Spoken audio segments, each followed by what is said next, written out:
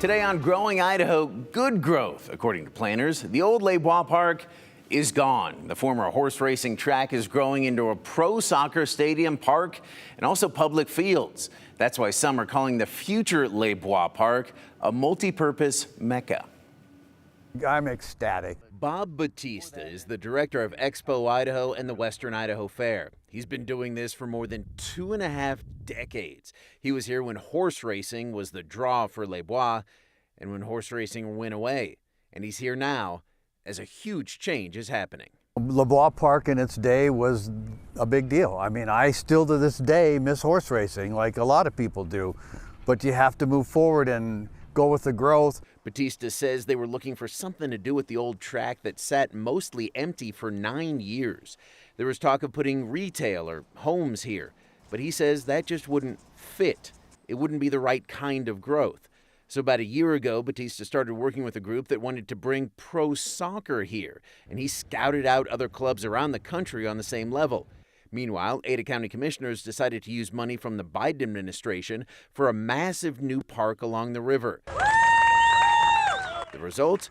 A new pro soccer stadium, park, and public athletic fields are slated to go on top of the old track, stables, and surrounding area. This fits really well with what we're trying to do.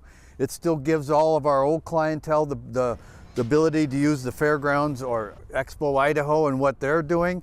It gives the people that, needed a new park, and this park is going to be dynamic and out of this world class.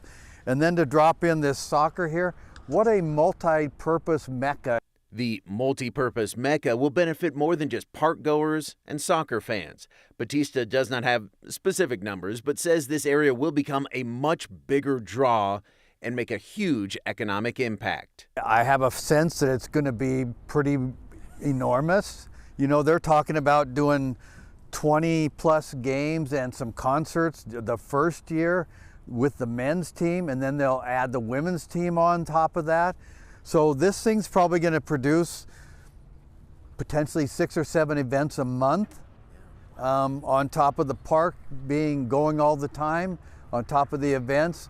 It's good to be busy. Batista understands there are still plenty of unknowns, but he says he and his staff know how to run a park and venues, and he knows people will show up for soccer, the park, and all the surrounding businesses. And I think overall it's good for not only Garden City, it's good for Ada County, but it's good for the Treasure Valley.